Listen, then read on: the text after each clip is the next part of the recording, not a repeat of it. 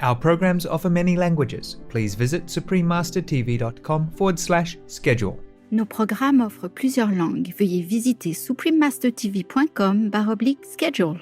Nuestros programas ofrecen varios idiomas. Visiten suprememastertv.com/schedule. Манай нэвтрүүлгүүд олон хэлээр гардаг зочлог хаяг suprememastertv.com/schedule. In heaven, you don't need to want anything, or even whatever you want is already there for you. And even if you want anything extra, just for creativity's sake, you just thought about it, it's right there. But here you're not allowed to use this. I'm not allowed to use so many things.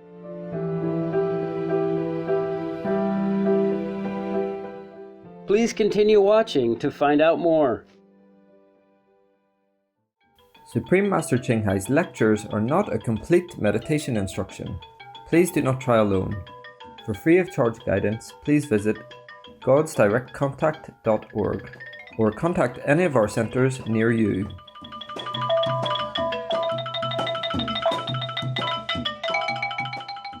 Today's episode will be presented in English with subtitles in Arabic, Aulassis, also known as Vietnamese, Bulgarian, Chinese, Czech, English, French, German, Hindi, Hungarian, Indonesian, Japanese, Korean, Malay, Mongolian, Persian, Polish, Portuguese, Punjabi, Russian, Spanish, Telugu, and Thai.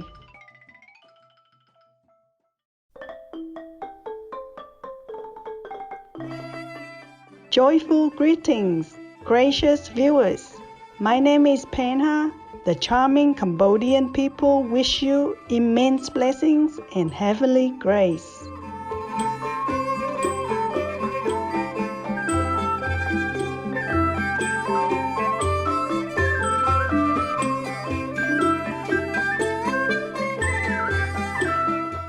Cambodia is located in Southeast Asia and bordered by Thailand, Laos, and Ola, also known as Vietnam.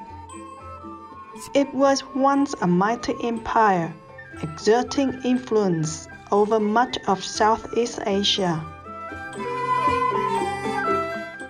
The magnificent and renowned Angkor Wat, the largest religious structure in the world, designated by UNESCO as a World Heritage Site. It was built in the first half of the 12th century by the majestic Khmer Empire to facilitate the spread of Hinduism, then Buddhism throughout Southeast Asia. Nowadays, Theravada Buddhism is the official religion and is practiced by 95% of the population.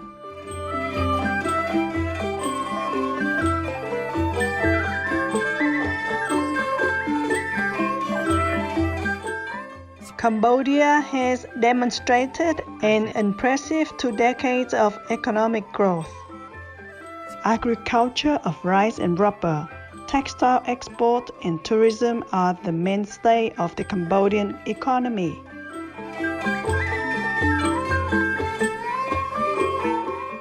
According to United Nations estimates, 2/3 of the population is under 30, making Cambodia the youngest citizenry in Southeast Asia.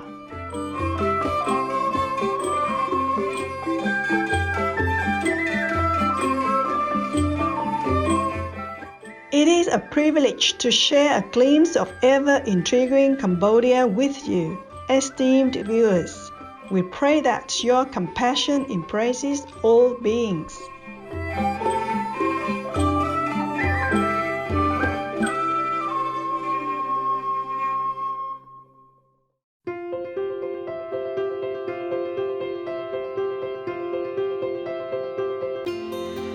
For over 3 decades, Supreme Master Ching Hai has illuminated our world with her divine teachings. A fully enlightened master, she imparts the Kuan Yin method of meditation to those desiring to immediately discover the God nature within and to achieve in one lifetime eternal liberation from the cycle of transmigration. The Kuan Yin method has been practiced by all enlightened masters, such as the worshipped Word Honor One Shakyamuni Buddha, the worshipped Son of God Jesus Christ, the venerated Master and Philosopher Confucius, the venerated Lord Krishna, the venerated Master and Philosopher Lao Tzu, the venerated Lord Mahavira, the beloved Prophet Muhammad, peace be upon him, the first Sikh Guru Sri Guru Nanak Dev Ji, and many more.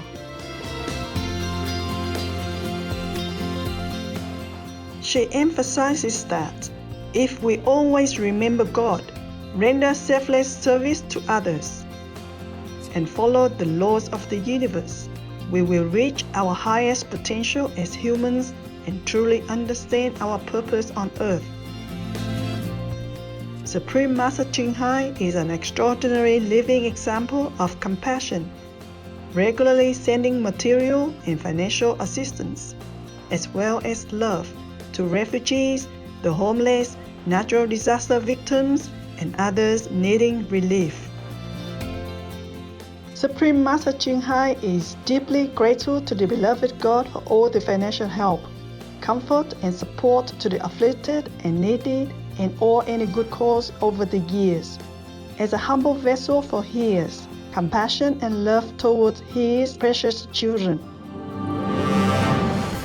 Supreme Master Ching Hai respectfully thank all special individuals, organizations, leaders, and governments for all your genuine, loving, ongoing support. May heaven bless you forevermore.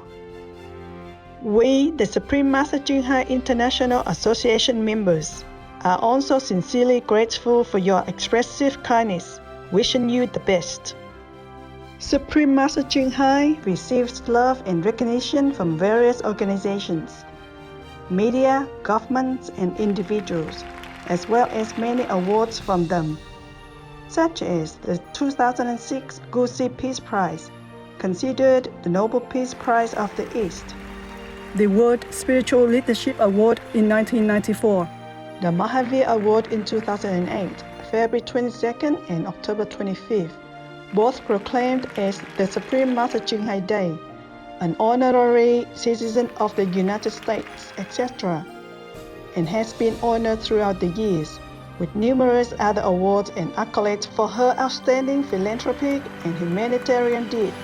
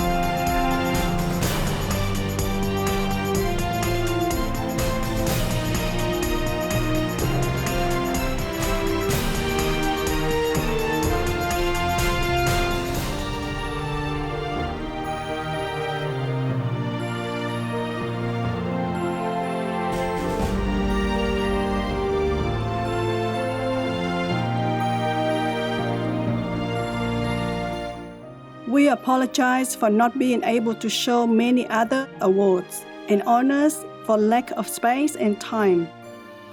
Supreme Master Ching Hai Respectfully thank all special individuals, organizations, leaders, and governments for all your genuine, loving, ongoing support. May heaven bless you forevermore. We, the Supreme Master Ching Hai International Association members, are also sincerely grateful for your expressive kindness, wishing you the best. A true voice for our beautiful animal friends, Supreme Master Ching Hai promotes the peaceful and loving plant-based diet and envisions, with humanity's awakening to the sacredness of all life, a tranquil and glorious all-vegan world where animals and people live in blissful harmony.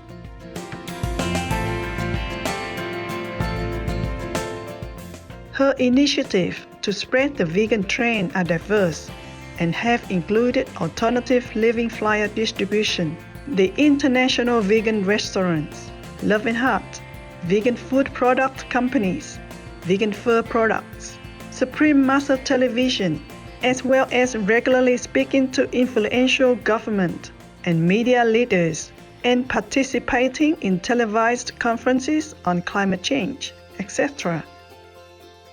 Whether we are aware of it or not, her efforts have had an enormous influence on global awareness of the animal-friendly lifestyle and how this benevolent way can bring lasting peace among nations, while saving our planet from climate change and disasters.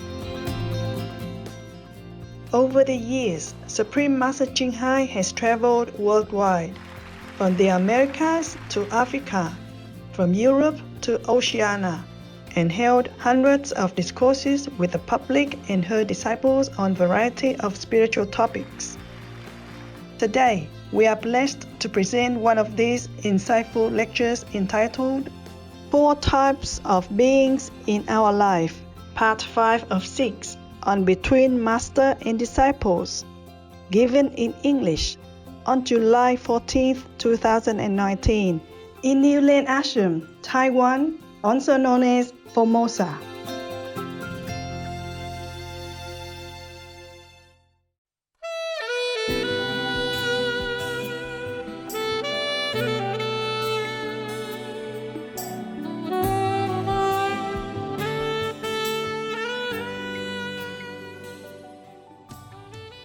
I like Taiwan, but I really love Europe.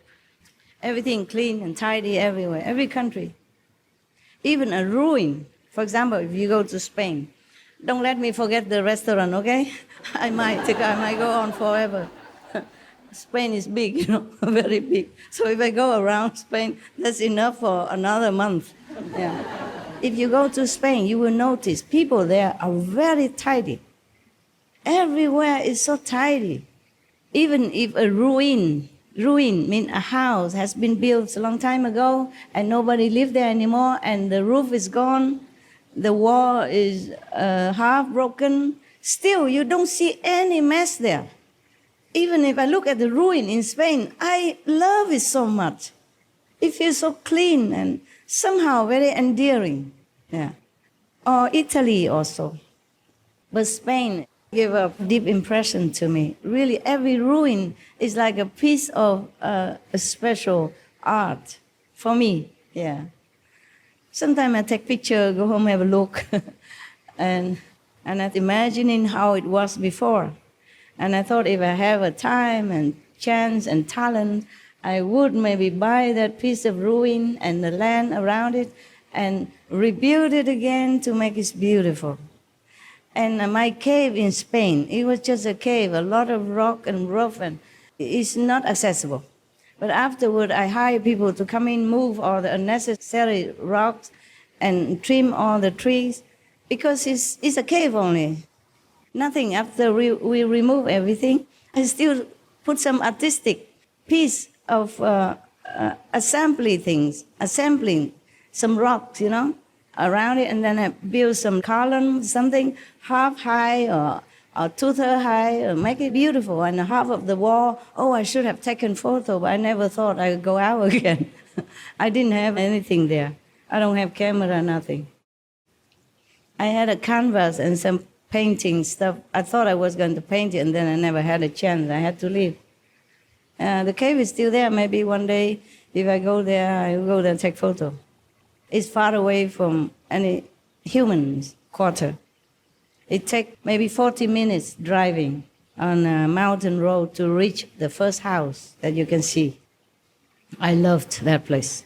No water, no electricity, but I can have a little stream somewhere, or we can buy water, bring it in. You don't need much there. Water, you also need less. My dog don't care if I smell. And if you don't do much, you meditate a lot, you don't really smell. And you need only a wet towel to make yourself clean every day. And I don't need electricity.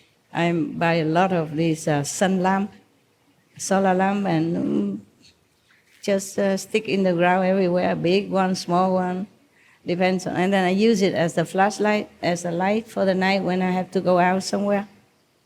That's one of the best time in my life. Just like in India, when I had nothing. I love having nothing. You just feel so free. If you don't believe me, try it. I don't mean absolutely nothing. You have some simple food, that you can take with you. I eat just canned food. I bring only canned food in my cave. But I have a couple of assistants because the dogs, and sometimes they bring me good food, sometimes not. And you don't need a lot. You bring a lot of canned food there and something that can last long. You can bring oil to cook because I have an oven, a heater, and they use oil. And then on top of it, it's very hot. You could cook things with it. So in winter is the best. You can warm yourself and then you can cook at the same time. In winter also, you don't need a lot. I was there in winter. So I don't know what's the summer like. Summer probably you have more water. Summer and other rainy season, more water from the waterfall. Yeah, when it rains, it's like a waterfall coming down. Winter, you have ice because just put a bucket of water outside, and then when the rain comes, I feel it. I bring some plastic, like a swimming pool for kids, blow it up, and then the water can contain in it. Because I cannot carry heavy things, so these kind of, like balloon, you blow it up and it becomes like a container. It's flat though, but you can have water in it. And if it's winter, the water is still there, it becomes ice. You can also refresh yourself. If you don't want to sleep, you chop a piece of ice, put it on your face, and then you wake up. Summer or rainy season, you stay under the waterfall, it wake you up in no time. You don't need electricity. But outside where I have some mobile unit for the workers, for the attendants, and for the dogs, we have solar panels, so we can charge the phone if we need. Very civilized indeed, you don't know that. And if you have more solar panel, you can watch TV. I had a Spanish mountain, also no electricity, no water, but I have TV. I can wash my clothes with a small washing machine. I can have even a dishwasher. And I collect all the rainwater whenever I can. But that's the workers, they do it. You see, they bring big tank inside. We cannot do that. And I have many solar panels. In winter, I can even have a heater. I live in a small hut, 1 meter 70 long and 1 meter 50 wide. I couldn't find any better, that's why. It was Christmas time. And that's the only shop that opened. And that's the only thing available. So I have to take it. And I was very happy in it. I have a small television inside. I have a heater inside. You have to use the eco heater, not a normal heater, but very flat, ceramic. I love that cave. If I have a chance and it's easy, I would stay in that cave again. I love it. It's a natural cave. The water run in and then some soft earth just loosen up and then all the stone come down to the floor. So when we come in, have to move all the stone. But then it becomes flat, you see? And I put some gravels in it and then build some little, like half-ruined Roman columns and stuff like that. with hand, with this rocks that I found around it. So beautiful. I found it beautiful. For me, it was beautiful. Yeah, after I decorate it like that. And I have a tent put inside, but the road is flat in some area, but not flat enough for one tent. So sometimes I sleep here, and then in the morning I was down there somewhere else. Almost. If there's no tent, I will run into the ravine under there. It's not very deep, but it could hurt you. Yeah, so a tent is also useful. Even though just a zip, but it stops you, and then you wake up, you know. It's hey, it's not where I want to be. So around is all tree and bushes and birds and squirrels and rabbits and stuff like that. Oh, beautiful place. There's nothing really, just that. But for me, it's beautiful because so quiet. But in that cave, I have the biggest ever realization. And the gift that I gave some of you also from that time.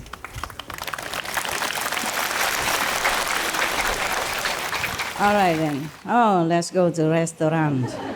I went to a restaurant after I left the cave. Nobody would believe that such an Asian, petite woman, go into such a wilderness cave where there's no water even. Hey, no electricity, sit there alone with a tent, doing nothing. What business? And you were young even, not so old like now. Maybe they accepted you old and fed up with society, get retirement money and go there just to quiet down for a while. There's not even a picture of Jesus or Buddha there so that you can say you go there worshiping or praying or what. Difficult to explain, right, to the society what I was doing in there. Must be something that is not suitable for the normal life. And then I fence around it even. We explained that it's for the dog not to go out and eat the wild hog, but they don't believe that. Yeah. Okay, so the Chinese say san shi liu qi.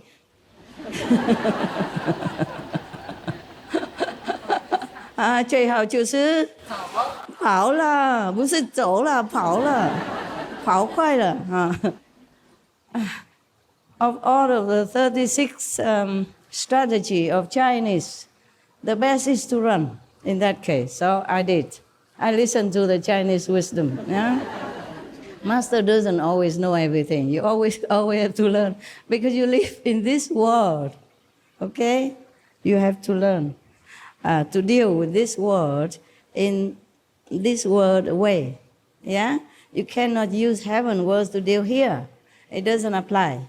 Huh? Okay. When you go to a different country, you don't expect to have a hot dog or cold dogs or whatever, you know, everywhere, like in America. You eat what the native have for you. And you respect the law. Whatever law you know in that country, you abide by that law. In heaven, you don't need to want anything, or even whatever you want is already there for you.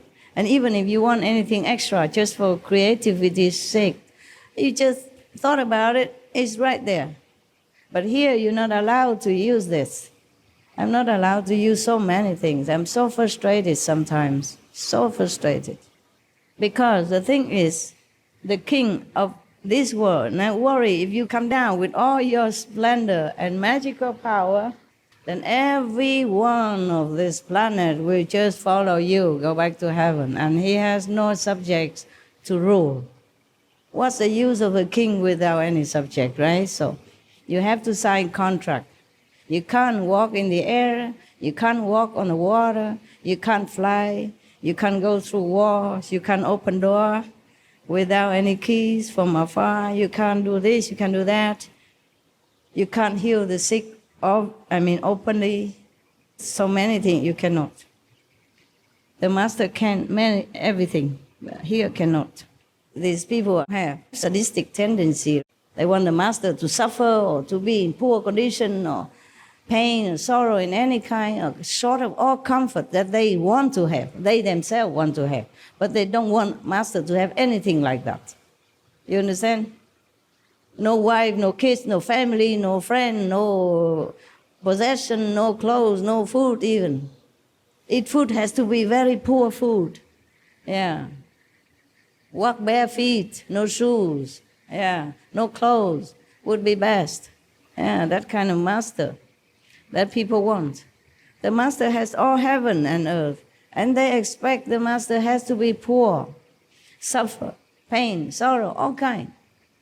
Meanwhile, they themselves ask the master blessing so that they are rich, healthy, happy, famous, marry well to a good family, yeah, pass exams or has good job, blah, blah, blah. But the master not allow any of that. That's why I told you this world is miserable and sadistic, okay? You see or not? Am I right? Yes. So what did I say about restaurant? Now, I went there because of Mexican food. Oh, sorry, no, that's not the one.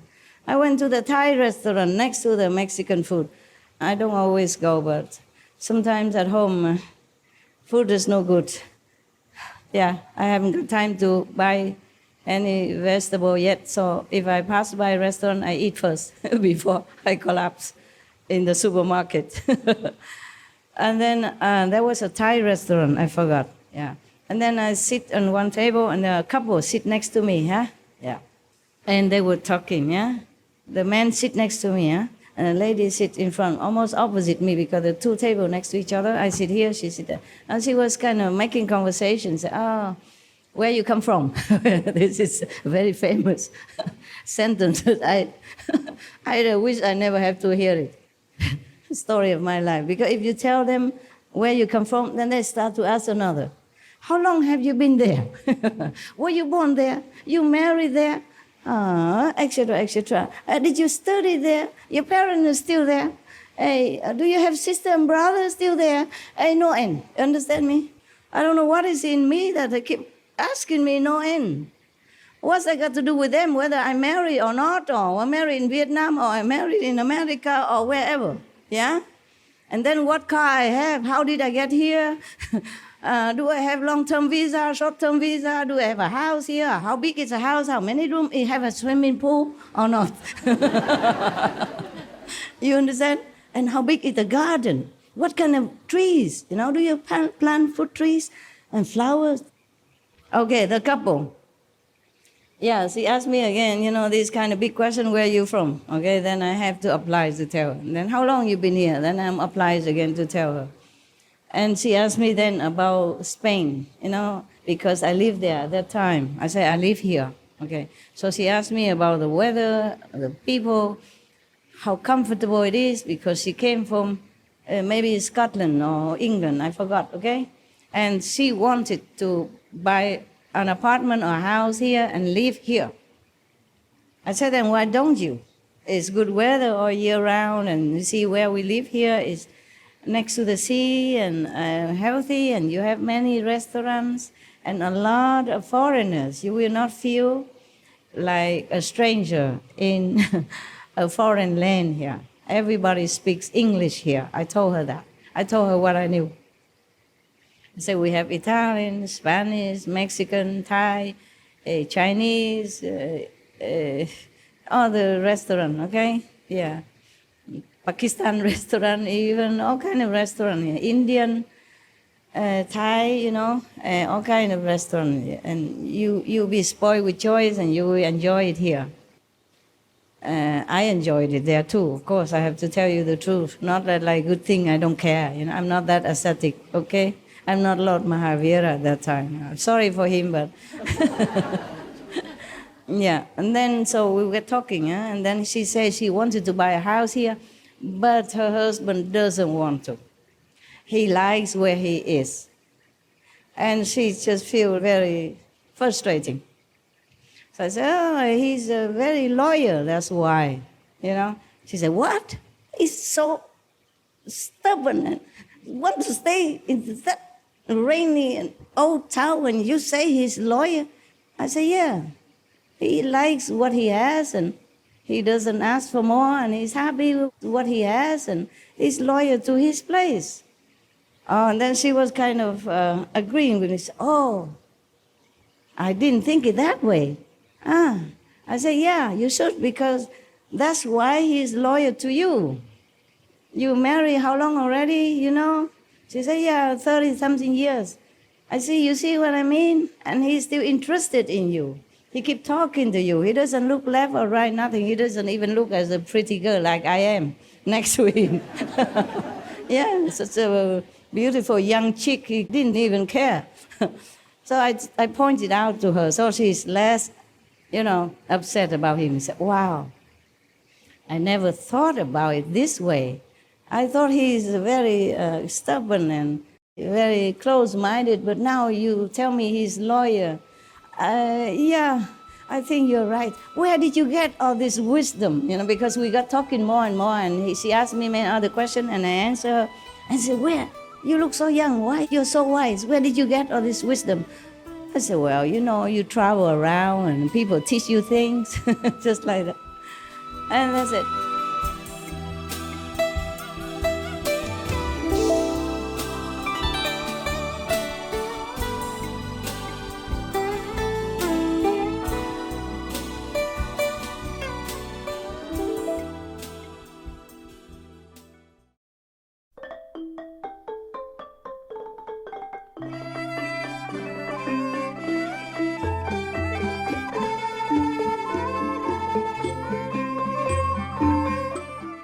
Benevolent viewers, thank you for joining us for today's program entitled 4 Types of Beings in Our Life, Part 5 of 6, on Between Master and Disciples.